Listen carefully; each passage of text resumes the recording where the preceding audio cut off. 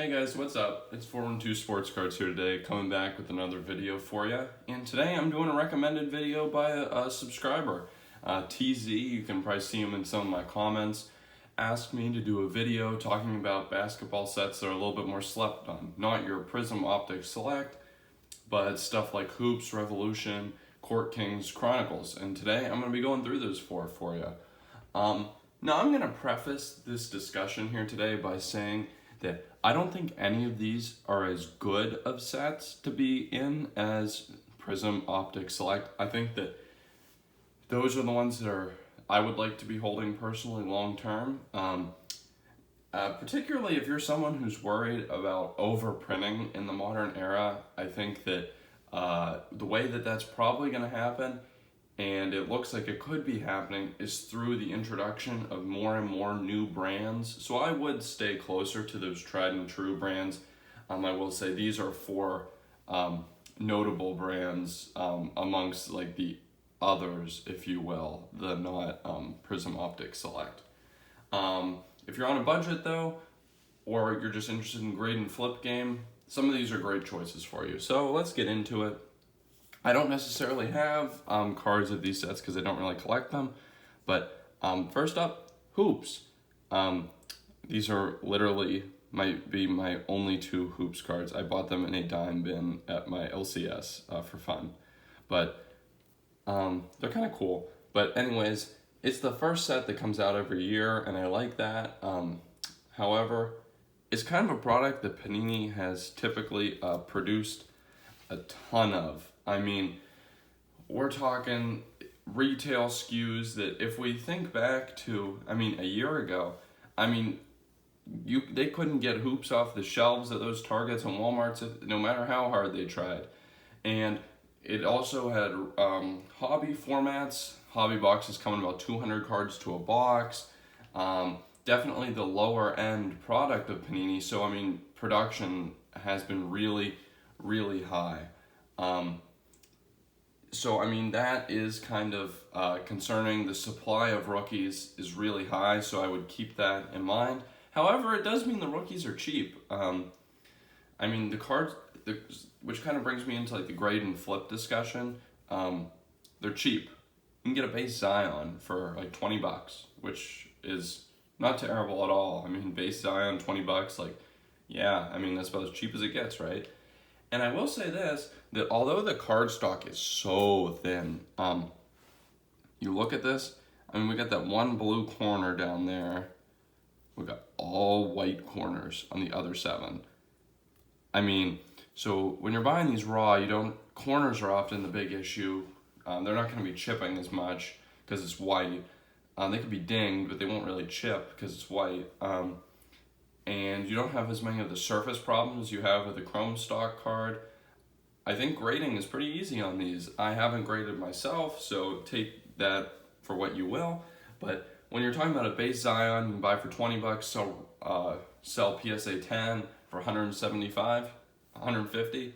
Yeah, that seems like a great strategy.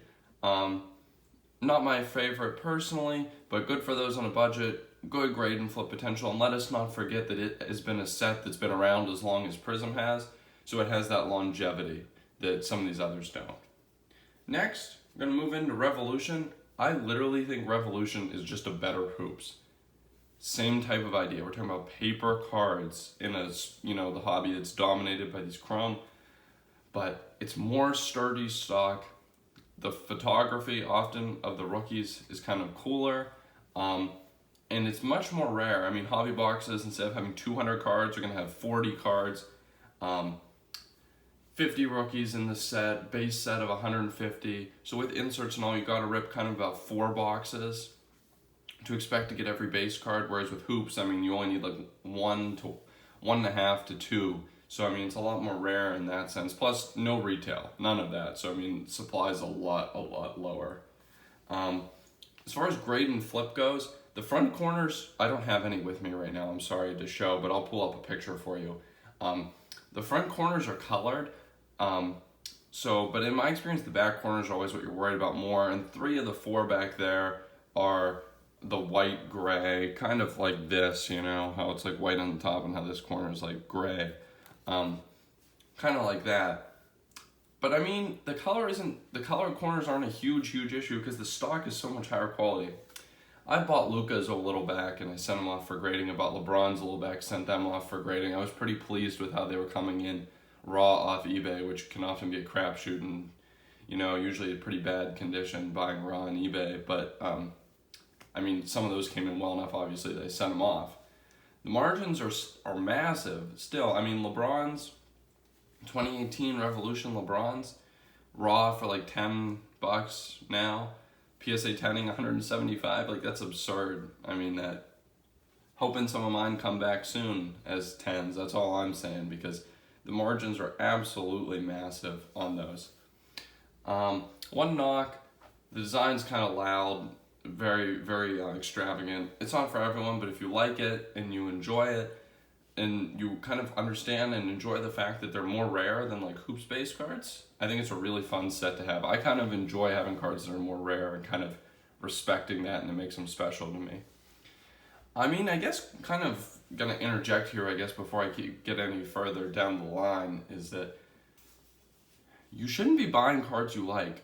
Just because I said I like Revolution as overall as a set better than hoops, that doesn't mean you need to be going to buy Revolution, because the way I look at it, you should only be even investing in stuff that you enjoy. That's kind of what helps me in the hobby. I both collect and invest, and I only really invest in what I like, because if the market were to sour on some of the stuff that I was investing in, so to say, I would feel a lot better if I was getting stuck with stuff that's decreasing in value, but it's stuff that I still enjoy. So I mean, that kind of is how I don't know, hedge, I would say, my investments. They're just gotta be stuff I like, because at the end of the day, it's about that too. It's not all just about the money. Getting into the next two sets, I'll try to go a little faster because this video is getting long. Court Kings, I'm gonna say it right now. Court Kings Chronicles, I don't like as much as I like hoops and I like Revolution. Court Kings, format's a little confusing. We've got like this hit-driven hobby, and then also like a base, like card-ish blaster format. Once again, I have no Court Kings cards, but that doesn't mean I haven't, you know, watched a lot of breaks, heard a lot of stuff in the hobby. But from the breaks I've watched, what I'm seeing is that this is an insert-driven product as far as like the non-hits go.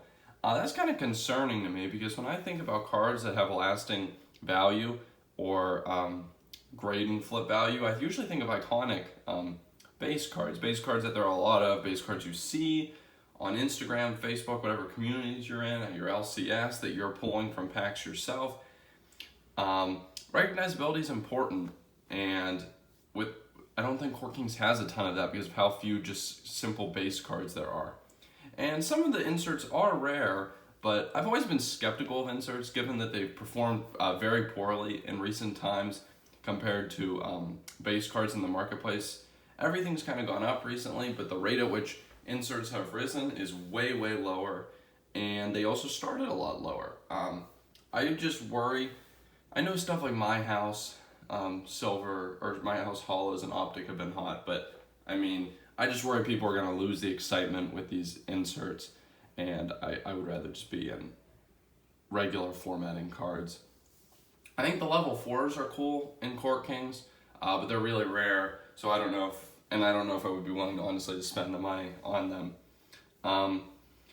Cards are a cool design, once again, not for everyone, kind of like Revolution, but that said, the on-card autos especially look really, really slick. I've been looking to buy John Morant for my own collection, just to have for fun.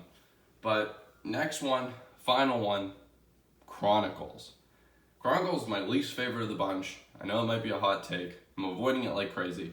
Hobby is going nuts for Chronicles. Box prices are really high, and everybody is saying, oh, it's so hot, so many rookies are coming out. Well, yeah, so many rookies are coming out, because if you look at the set checklist, it's so rookie heavy. I mean, it could be argued that Revolution is rookie heavy with 50 of the 150 card base set being rookies, but Chronicles is on another level. Plus, there are so many cards per box that you're just pumping out so many rookies. I've seen boxes on boxes, multiple Zions, multiple Jaws, blah blah blah blah blah. I it's really concerning to me, that lack of scarcity. I think that's really dangerous to the value of the cards. It scares me away. The only time I would really be buying Chronicles is to collect it. There's a John Moran out there with, I don't know if you guys remember it, when he tried to dunk over over Kevin Love it is. I mean, it was pretty epic. He missed the dunk, but sick picture. And that's one of the cards. I think that's really cool. I might buy it for a collection. I would never buy it as like an investment or buy to flip or anything like that. In addition to the scarcity seeming to be close to non-existent, there's literally no brand identity. Literally, Chronicles is a mashup of brands. When I look to buy cards to flip or invest in, I look at brand identity. That's why I buy Prizm, Optic, and Select, and I look at like scarcity.